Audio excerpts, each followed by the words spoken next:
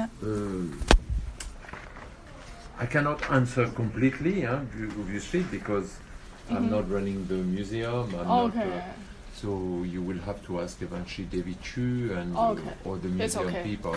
Oh, it's okay. I will only answer to the thing where I can answer. Okay. Do you mind I have the record? No, it's okay. You can close because we're going to hear all the screen. Thank you. You're not cold? You fine? She's bringing you a coffee, huh? So coffee is coming. Yeah. So basically, Eva. Okay. Yeah. Eva is suggesting I read the question and then try to answer. So maybe what I do to make it easier, here, Eva. Oh, thank you. What I do, which will be easier, Esther, is I read the question like you do in TV, and then I answer. Okay. So like that you will remember what the answer is for. Okay. So this first question: this exhibition will be could be regarded as a review of the entire history of menswear design over the past century. However, it only focuses on Massimo Osti collection and design. It is due to your personal interest and preference, or do you think, in terms of public level, it is from Massimo that we are able to uncover the whole picture of modern menswear design?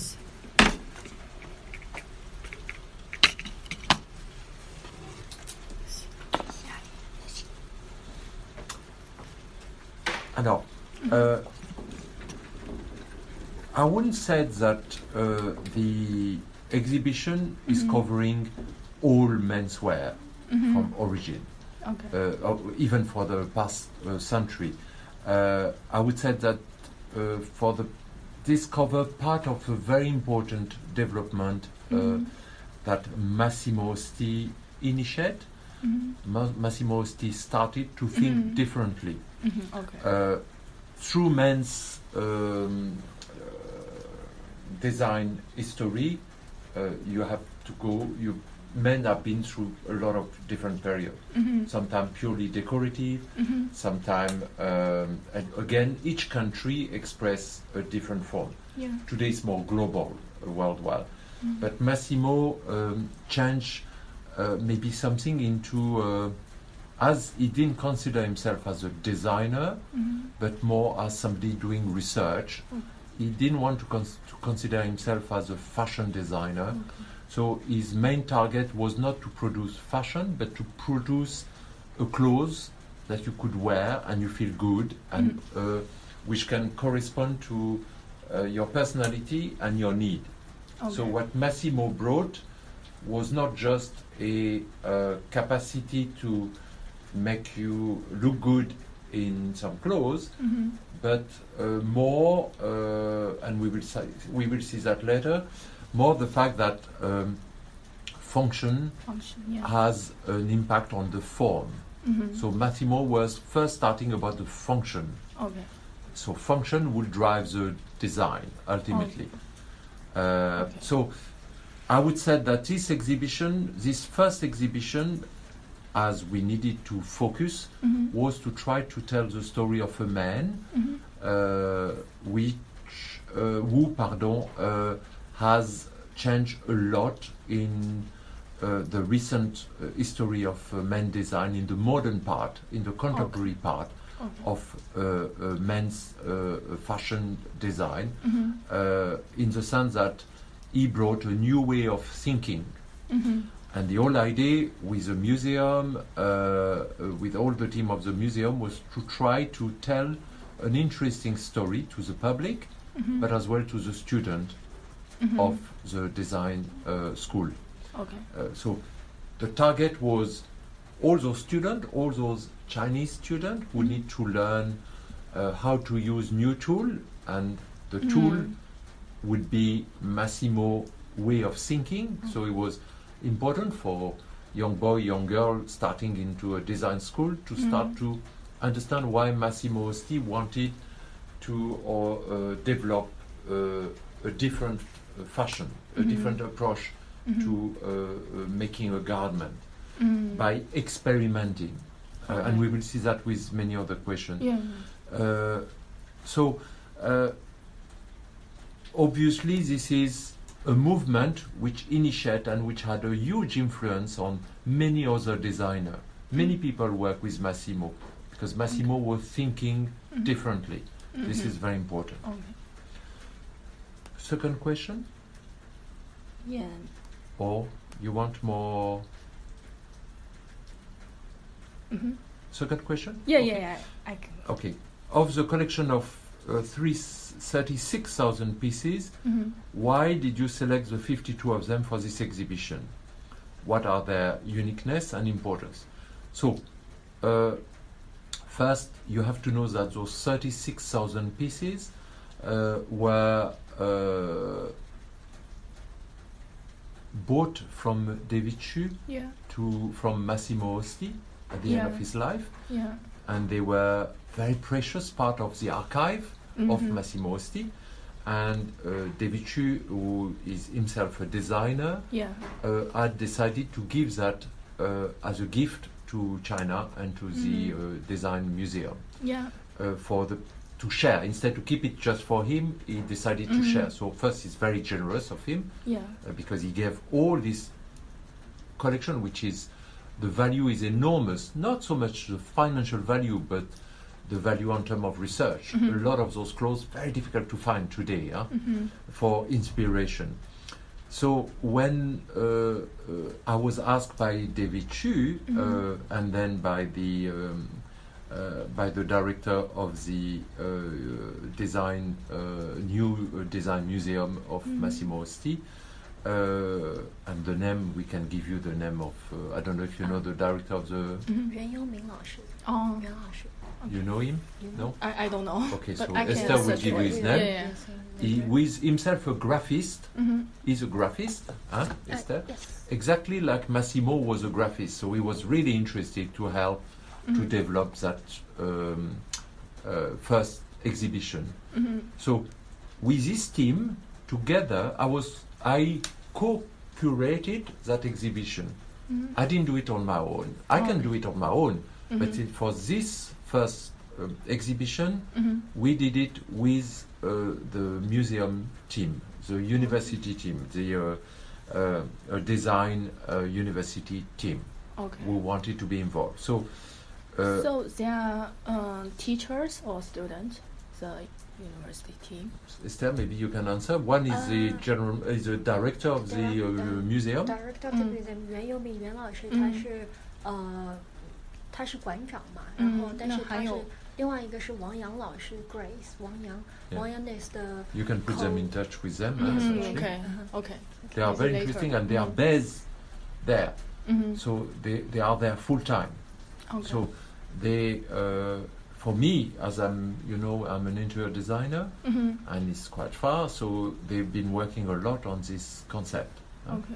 So when I went several times with Esther and with my team to select 36,000, and you have to, because the space is not big enough to do more, and we wanted first to try to show something very interesting for students, journalists, but the public to grab their attention, to show them, because the name of Massimo in China was totally unknown, Yeah. except for maybe few specialists. But Massimo Osti, everybody know Yves Saint Laurent, but Massimo Osti, nobody know. You agree? Yeah. So Yeah. the idea was not to just to exhibit as much thing as possible, but try to show part of the story of Massimo. Okay. So, because the space is interesting space in the museum, but is limited on size, we decided to focus on a limited amount of pieces. So the first selection I did with my team, help as well with the museum. I was focusing more on utilitarian army, and which were not necessarily designed by Massimo, but which inspired Massimo. Okay.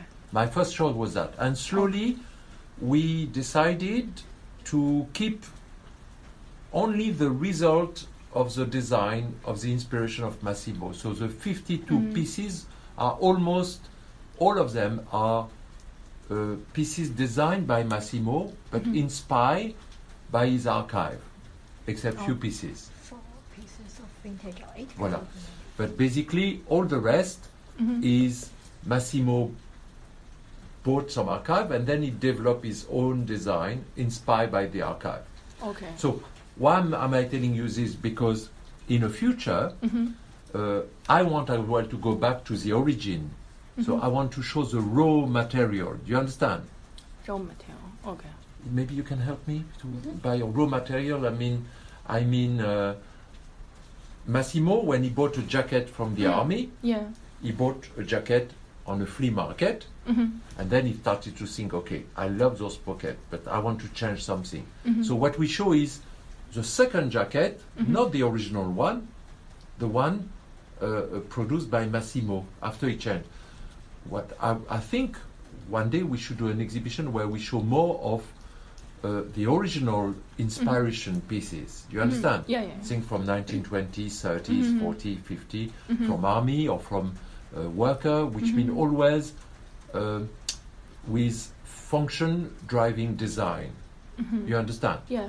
In army, if you have a pocket here, Yeah, yeah. it's not because the designer said, "Oh my God, I want to make a pocket because it's cool."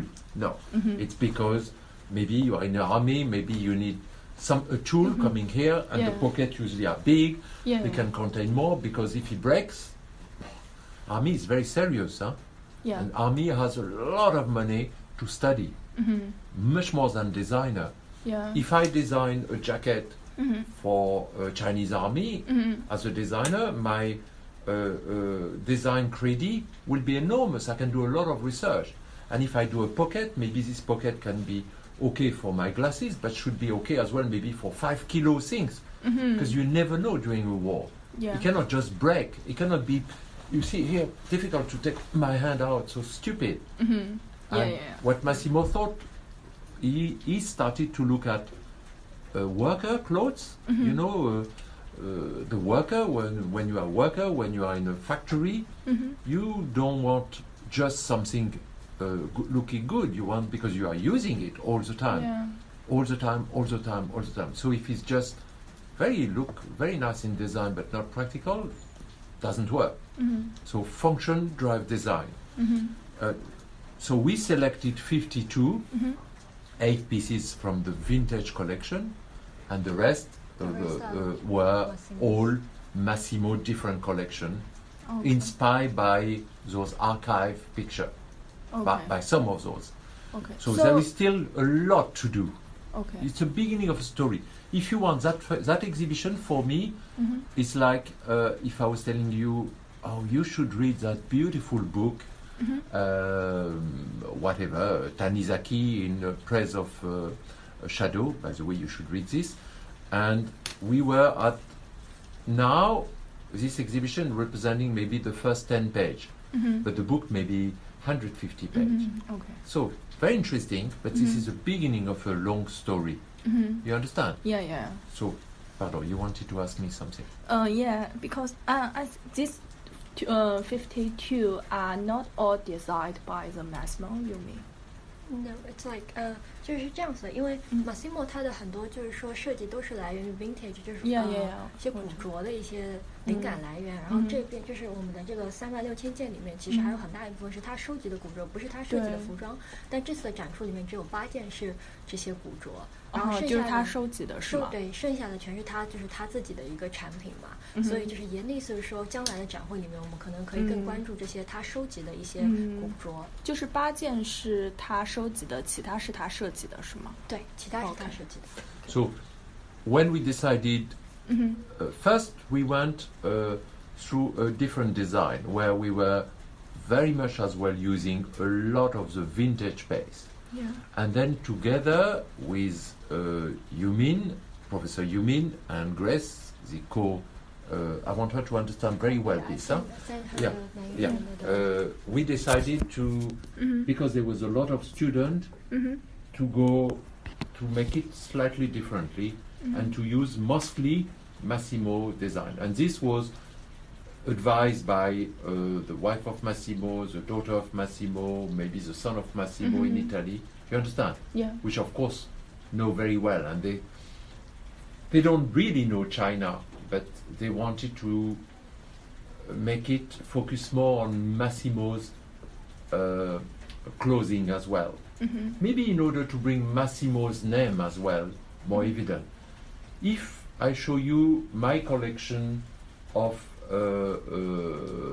vintage clothes, but I only show you vintage clothes, so it's okay, Yann de Belle de Montville vintage clothes collection, but basically you're going to look at all the clothes from I have a small collection or my objects, but if I design some object which I do, for example, inspired by my object, and you want to speak about me, you want to explain that, oh, actually Yann did something very interesting by finding inspiration, you want to show some of my objects as well, not just vintage objects. You understand? So there was a logic about showing a lot of Massimo in order for people to say, wow, actually this guy was cool, Massimo was really interesting. And because 1 minute before you don't know Massimo, and after you understand and you visit the exhibition, you start to understand that Massimo actually was a very interesting guy. And all the design we see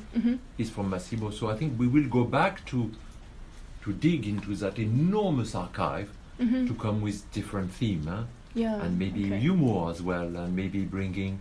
I think it's important when you go to an exhibition that is not just didactic, that you don't only go there to learn something, but that you are sharing some emotion.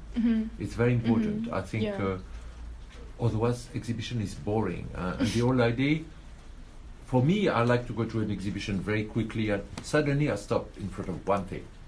I never go and wait. Personally, I go to an exhibition and maybe I come back and suddenly I stop in front of one piece which provoke an emotion.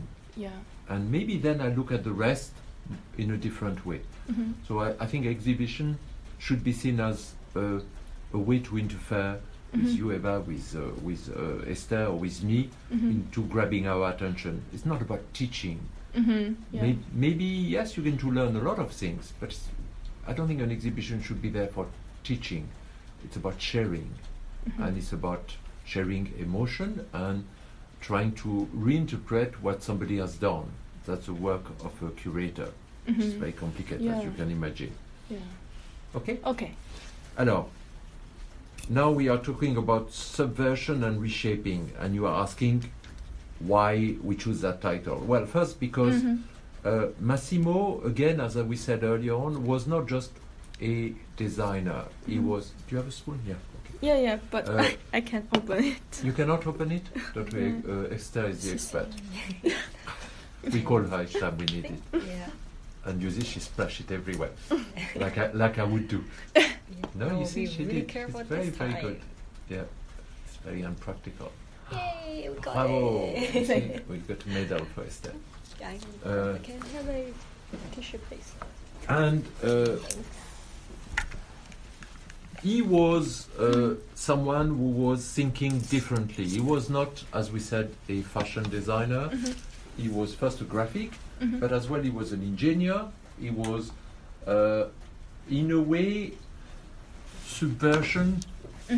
Artists are very subversive. You know, they try to think differently out of the normal frame. I am subversive, but not in a negative way. All people with artistic or creativity have to think outside the box. Otherwise, you just inside the box.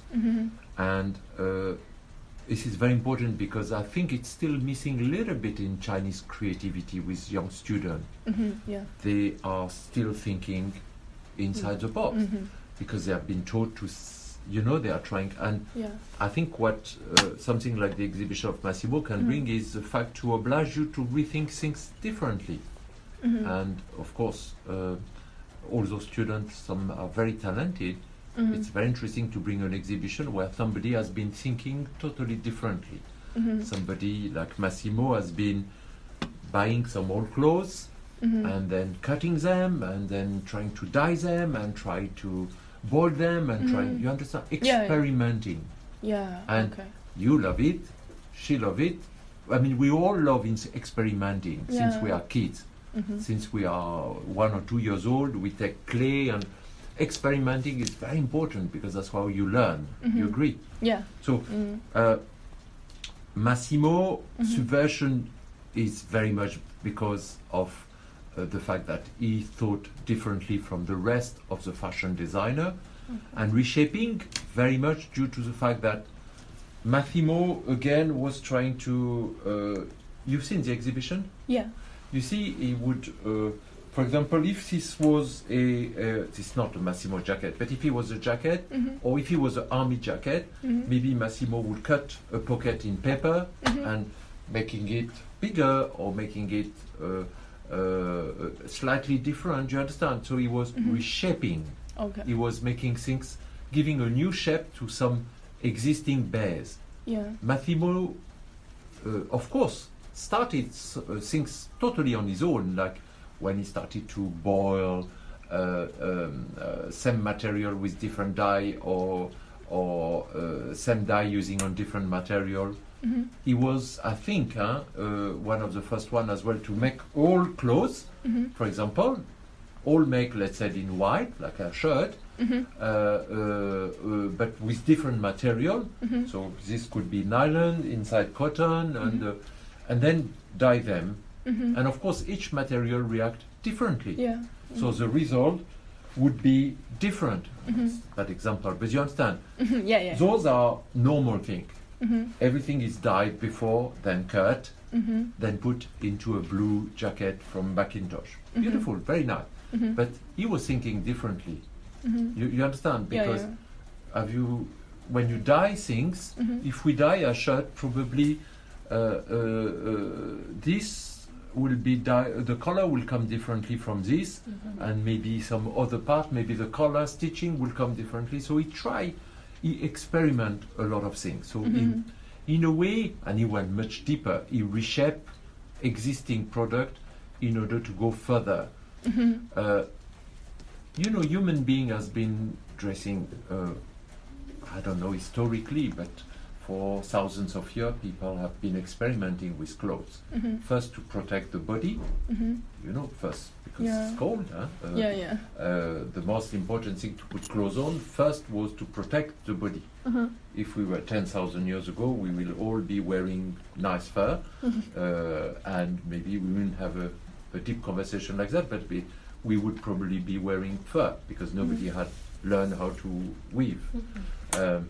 And after that, through history, the clothes have been a symbol of your social category, or has been a way to give a message without speaking. Look, you are dressed in a certain way, and I'm sure you've been thinking what you're going to wear this morning. I have. She has. So in a way, getting dressed is very important.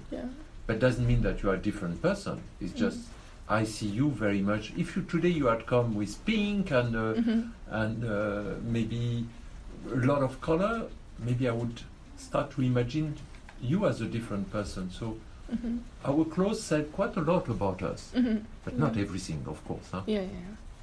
And Massimo brought as well that very practical side as well. The clothes could be beautiful, can be correspond a lot to your personality, but as well, like some of the jacket he did, inspired by craftsmen, you know, very practical pocket, and in a way, I would say, I think the future evolution of clothing will be very much based on this as well. Clothes more and more will be like a second skin. You know, now you have new material which can protect you against the sun. I don't know. Yes, this is new, but so you can sometimes just wear a T-shirt on the beach, for example. You would still tan, but the fiber of the T-shirt would stop all the UV. So you don't even need to put cream. Do you understand? So you have new material one day which are going to stop the pollution. You understand? Material will become more and more and more not just purely decorative but practical. And Massimo has emphasized that very much. You will have, like Massimo did, soon a computer, which means that If you cold, this jacket can become warm. If you too warm, you push another button, this jacket become cool. Okay. Maybe with solar panel. This exists today. Maybe you cannot buy it directly, but this exists. So Massimo started very much having technological application into clothes. Okay. Very much. One of the jacket, for example, in the exhibition, Esther can give you the name. It's anti. How do you call it for the nuclear one? nuclear? How do you call it? Anti. Can you explain? Anti. I go find the name for If you have atomic bomb, Sorry. you know you have how do you call it? Those. 它是一个防辐射的一个衣服，然后它有一个特定的专业名称，我们现在俩都不是很记得，我马上发给你好吗？ So Okay. he designed a jacket in the 80s. Do you understand? You were not born. You were not born. I mean, Yeah. I was born. I was still pretty young, and this man already made a jacket you could wear, and he would protect you again. Chernobyl again. What happened in Japan? Yeah, you understand? Yeah, I So understand. this man is much more than fashion. Yeah. Okay. Okay. Yeah. Fourth, the exhibition is divided into 3 parts: textile innovation, form and function, and military style. So the whole idea, I wouldn't say it represent. Do you think these 3 aspects represent his greatest innovation through? I mean, you mean Massimo's innovation? Yeah.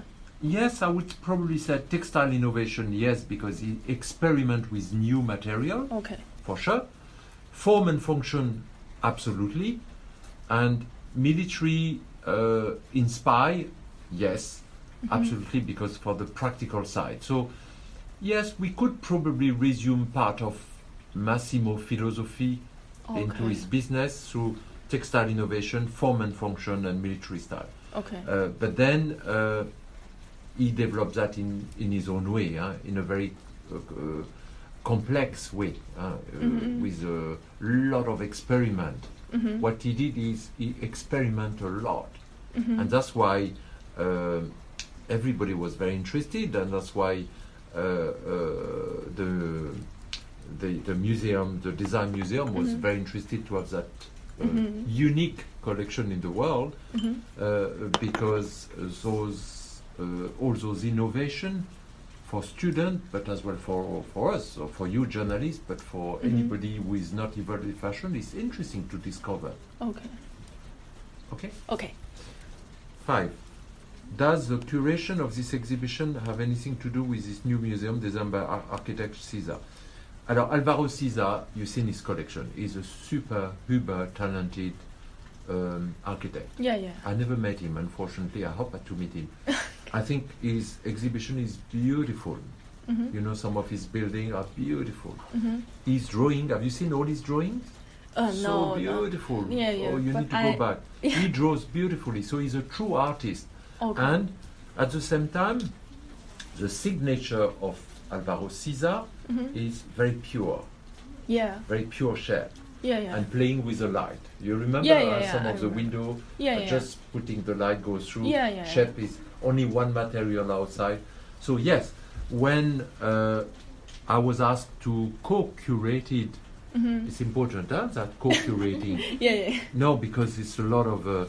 So when I went first time there and I discovered the museum, they said, please, Jan, when you think about your idea, we need to try to keep the style of Alvaro Caesar, very pure, very simple, because of the room. So, yes, we thought as well that the collection of Massimo, to a certain extent, could be linked to Alvaro Caesar, because Massimo was coming to the essential. We could say that Alvaro Caesar, I'm not a specialist of Alvaro Caesar, but he comes to essential. His shapes are very neat, very practical. You don't feel it's designed for design. You almost feel it's practical, a bit like my table. It's practical. I made metal because I'm a designer. You understand? I wanted something strong, not just a beautiful little table. It's high, as you can see, because I want to So, of course, Yeah. don't have the talent of Massimo or